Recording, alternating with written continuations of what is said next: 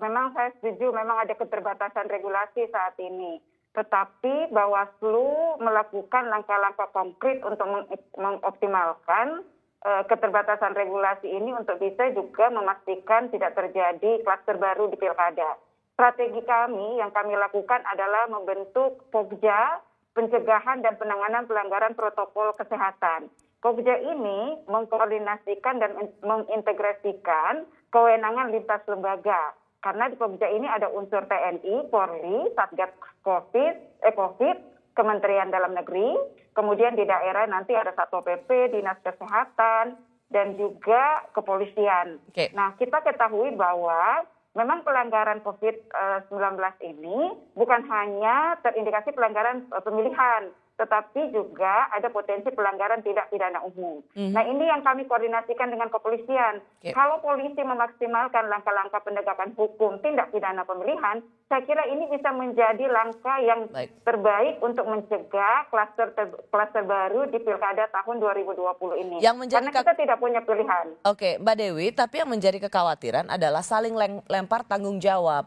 Ketika ada terjadi tidak disiplin protokol kesehatan pada saat kampanye, kita punya 71 hari untuk kampanye, itu lama banget. Iya, betul. Dan ketika ada pelanggaran, saling lempar tanggung jawab. Bawaslu bilang polisi dong. Polisi akan bilang Bawaslu dong. Kami sudah merasakan itu pada tahapan pencalonan kemarin. Nah, sehingga Bawaslu mengambil langkah cepat menginisiasi pertemuan dan pembentukan Pokja, pencegahan dan penanganan pelanggaran penerapan protokol kesehatan. Kelihatannya Pokja ini cukup efektif. Kami melakukan pengawasan di lapangan secara bersama-sama. Ada unsur kepolisian, ada unsur TNI, ada unsur dari Satpol PP. Nah, beberapa kegiatan yang kami awasi di lapangan ketika terjadi kerumunan misalnya, kami segera melakukan langkah peringatan tertulis. Nah, ketika peringatan tertulis ini mereka tidak indahkan, beberapa kegiatan kampanye juga kami rekomendasikan untuk dihentikan dan dibubarkan. Mbak Dewi, menurut Mbak Dewi, kandidat tim sukses partai politik itu takut bisa kapok dengan peringatan tertulis? Harapan kita seperti itu. Tetapi memang berdasarkan fakta yang kami temukan ya Mbak Rosi, sampai hari ketiga yang sudah kami himpun, ada 582 kegiatan kampanye. Pilihan yang terbesar memang 43% atau 250 kegiatan itu memang masih dalam bentuk pertemuan terbatas. Okay. Nah, pertemuan terbatas ini dalam pantauan pengawasan kami di lapangan memang masih banyak dilakukan dengan kegiatan tanpa menerapkan protokol kesehatan secara ketat. Itu nah, ini yang Bawaslu bisa membubarkan nggak? Betul. Bisa. Kami bisa memberikan rekomendasi pada saat itu juga agar bersama-sama dengan kepolisian dan Satpol PP melakukan pembubaran. Bu Dewi, itu yang menjadi perhatian kita semua, memberikan rekomendasi. Itu ada proses administrasi lagi, birokrasi lagi, padahal potensi penularan itu sudah terjadi di situ. Betul.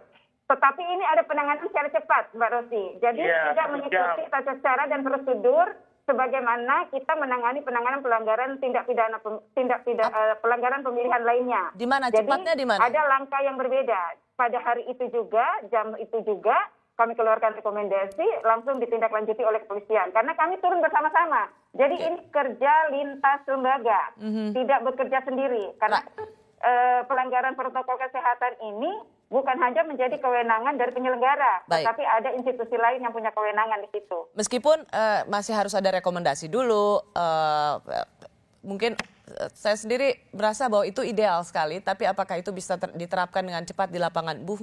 Bung Ferry, apa evaluasi Anda? Apakah sanksi seperti ini cukup efektif di lapangan? Ya, kalau mau dilaksanakan sih akan menimbulkan pengaruh yang biasa. Karena jika kita lihat problematikanya sih keinginan untuk menegakkan peraturan. Tadi saya sudah contohkan soal PKPU 6 dan 10 terkait pendaftaran. Itu tidak ada sanksi yang tegas kecuali muncul setelah tahapan itu dilaksanakan misalnya oleh Menteri Dalam Negeri. Nah, ini tinggal menunggu peran dari KPU dan teman-teman Bawaslu untuk betul-betul bisa memanfaatkan sanksi-sanksi yang ada. Saya agak rumit melihat kalau sanksinya diskualifikasi dan pidana. Itu Anda nggak Karena- lihat sebagai solusi? Tidak, karena itu akan bisa sangat politis, Mbak Rosi. Bayangkan kalau ada hanya 2 pasangan calon, kedua-duanya melakukan pelanggaran yang sama. Apakah kemudian dengan beban anggaran yang sudah berjalan, kita berdebat panjang-panjang, Ya. lalu daerah akan timbul dampak Ya. bahwa 2 pasangan calon itu, satu didiskualifikasi, Ya. satu dipidana, kan Ya. jadi problematika Ya. baru. Dan Kenapa akan saya sangat tanyakan ini Bung Ferry, karena teman-teman aktivis juga yang banyak meneliti soal pemilu mengatakan ya supaya mereka takut atau mereka lebih disiplin pada protokol kesehatan, jadi dibikin sanksi yang lebih tegas saja. Begitu mereka tidak disiplin ya didiskualifikasi aja. Anda nggak setuju ya? Karena ini menimbulkan problem demokrasi juga. Ya, di PKPU 13 ini Mbak Rosi, ada jenis sanksi ya yang kemudian menurut saya itu cukup efektif kalau betul-betul dijalankan dengan strategi yang baik. Yaitu apa?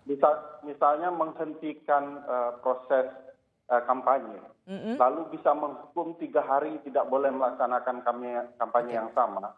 Nah ini kan bisa menimbulkan Efek jerah. rasa cemas. Ya. Itu Saya tanya ya, saya- Mbak Dewi, bisa nggak itu dilakukan? Begitu mereka melanggar 3 hari atau mereka kena sanksi nggak boleh kampanye? Iya, jadi ada langkah-langkah pemberian sanksi yang diatur di pasal 88A, yaitu pertama peringatan tertulis. Jika tidak diindahkan, maka akan dilanjutkan dengan kegiatan penghentian sampai pembubaran. Tetapi kalau juga tidak diindahkan, maka akan direkomendasikan kepada KPU dan KPU akan memberikan sanksi tidak bisa mengikuti kampanye selama 3 hari. Saya kira ini sanksi yang cukup berat ya, karena 3 hari saya kira waktu yang tentu akan sangat berpengaruh terhadap peserta pemilihan ya.